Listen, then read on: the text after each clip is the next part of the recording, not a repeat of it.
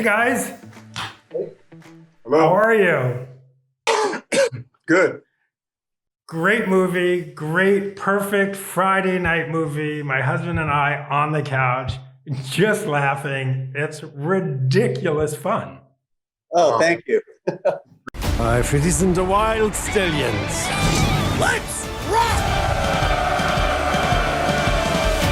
No way! This movie has been in the works for a few years. What made you stick with it? Why was it so important to finally get another Bill and Ted movie, Alex? You know, we never intended to make a third.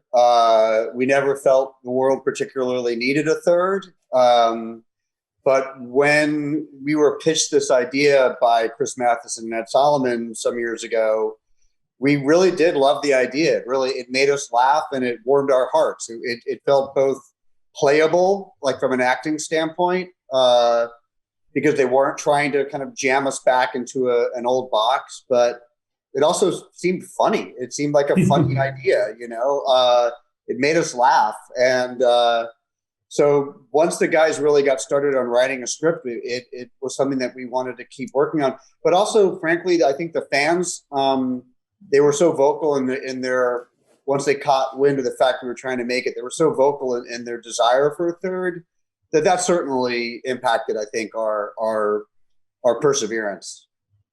and I think we have to mention Scott Krupp as well, who is the producer on Excellent Adventure.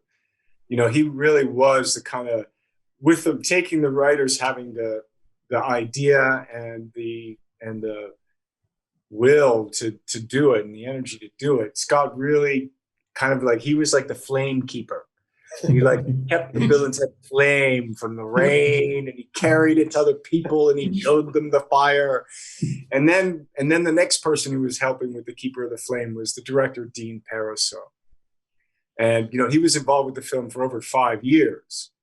And, so Dean and Scott with the flame, and this flame blew the embers, which became a fire. And then Alex Lebovici came on board as one of the financiers. And then the flame, the tinder became a fire. And so it began to, all of us kind of having a feast around this fire. And it's really cool to hear that, you and your partner, on a Friday night, watched the Bill and Ted movie and just, laughed. And, that's so cool. Yeah. And why does the world need Bill and Ted right now? The movie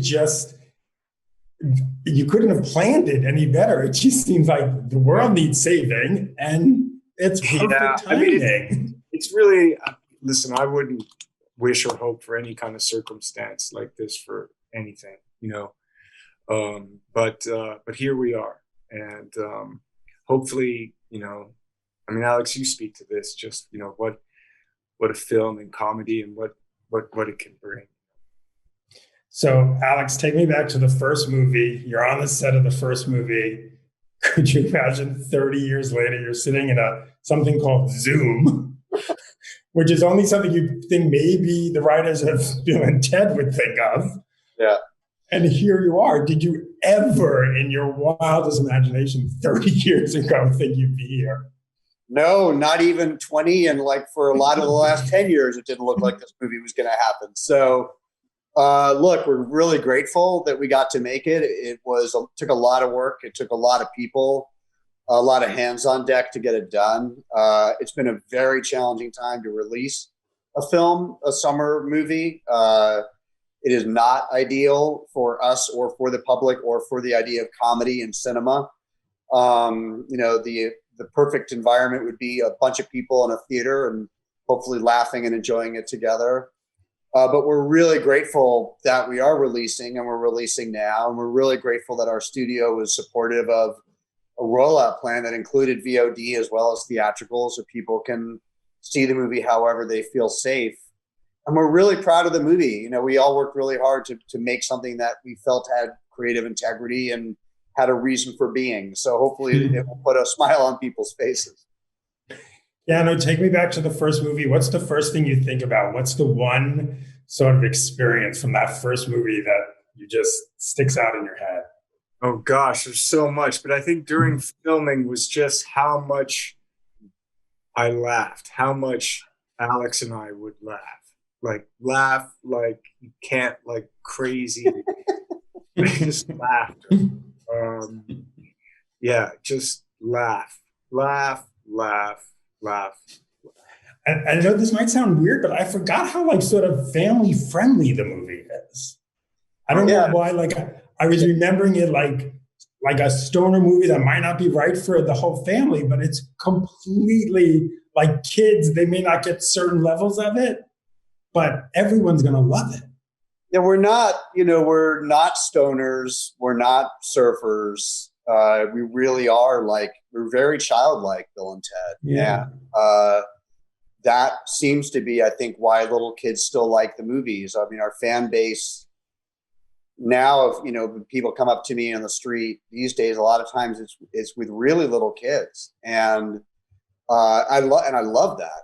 I think that's great, and it's it's not like it wasn't intentional in a way, but I think that Keanu and I both always saw these kids these characters as having a kind of a childlike view of the world, or an innocent view of the world, but not in a caricaturish way. Ideally, they are real people, but and we've known people like that. We've all known people like that. So it tends to be what we draw on. But the film is also, the guys, Chris and Ed, the writers, Chris Matheson and Ed Solomon, did set out to make a film with this one that very much included family and was about family and community, and so it drives much more in that direction too.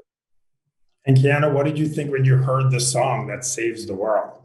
That's a lot of pressure, as we know. You got to do it in 77 No, minutes. I definitely. I mean, everyone knew from the beginning. It had the like, oh, it's the song pressure, and I didn't. Dean Paraso comes from a musical background, and so I knew that we were in good hands with that.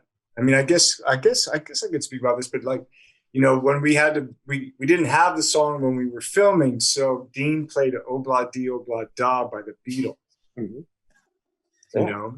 So that had, because for Dean, it was like, I know 113 beats per minute would be good, and "Obla Di Obla Da" is 100, and it's a feel good song.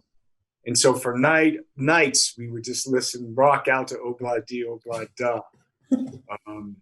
And it's amazing how you can listen to that song a whole bunch and not get tired of it. Yeah. When did you get to hear the song for the first time? I didn't really hear until early, kind of later cuts of the film. Yeah. Wow. Yeah, it was all the way. It was over the course of this summer, we came together. Well, the song makes sense. It was really, like I said, my husband and I were just sitting there, we just laughing. Like we just kept looking at each other and just laughing. Like that's what you just do. You don't talk. You just look at each other and be like, that just happened. And you brought back George Carlin, which was so great to say. How important was that it wasn't someone playing him. It was, you repurposed this film of him. Yeah, very important. That they were, I mean, that was something that we discussed even at the very first meeting we had with the guys years ago when they pitched us the idea. And this notion again of family and of mortality, and sort of the notion, the idea they had of just dealing with Rufus as someone who would have his own mortality, we thought was actually a beautiful way of handling that character not being in this film, rather than trying to make up some kind of weird excuse, and then having it be his daughter and naming it after George's actual daughter, Kelly. And there was a moment where there were scenes in early drafts where we spent more time talking to Rufus, and none of us really wanted to risk a kind of uncanny valley effect, and we just wanted it to be respectful and minimal. And Keanu, I have to ask you, what is it like shooting Matrix in this time? How do you go to set, feel comfortable and safe? I'm here in Berlin, and everybody who's working on the production has worked really thoroughly and in concert with the local government and industries and the Babelsberg studios. So the protocols are in place. They're effective, and everyone. The process of filmmaking has felt normal, and which I'm really grateful for. And knock on wood, everybody's been okay, and we're about 3 weeks in. And Lana Wachowski, the writer and director, has come up with a beautiful, beautiful story, and it's really thrilling to be making a Matrix movie. I have to tell you, my husband, I keep bringing up my husband, but Matrix is his absolute favorite movie. We did it right the start of quarantine. We did a binge one Saturday, watched them all. So Lily recently talked about it being an allegory for people who are transgender. Did you know that? Or did you know that from Matrix 1? No, I mean, that wasn't, that idea wasn't introduced to me when we started for production on the film. Wow. I think, Lily never shared that with me. Were you surprised when she shared it? Yeah, I haven't seen her interview or anything or read what she's spoken about on it. And now, of course, we have to talk. I miss her not being here, but I get it as well. Cyberpunk. Everyone is so excited. How did you get involved with that? How did that happen? It was an invitation from CD Projekt Red, and they pitched the idea and showed me some assets, and it seemed like a cool character, and they're definitely quality in the gaming world, and it was a great experience working with them, and I'm really excited. I hear it's still September, but I don't know. I don't have the latest word, but it's a cool game, and what I've seen from it, it's pretty extraordinary. I'm excited. Now I have to ask both of you, when are we seeing the fourth Bill and Ted? And don't tell us like 10 years from now. I don't know. I mean, I think we only have. Sorry, go ahead, Al. I was going to say, let's see what people think on the 28th, right? What do you think, Keanu? A fourth one? I don't know. I mean, I agree with Alex. We can't really have that conversation unless people enjoy this, this film. I mean, I love the characters. I love working with Alex. So, and I think it's up to the writers too, right? They got us here. And call me crazy, but I think one day when Broadway reopens, Bill and Ted on Broadway. That is a perfect show for Broadway and families, right? Bill and Ted on the boards. Save the boards. Yeah. Lots of tap dancing, I hope.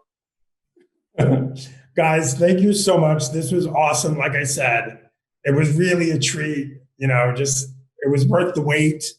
Great. It's just, you're making the world a better, more fun place, which I think everyone needs right now. Thank you so much. We really appreciate that. And take care and stay safe and be well. Thank you. You too.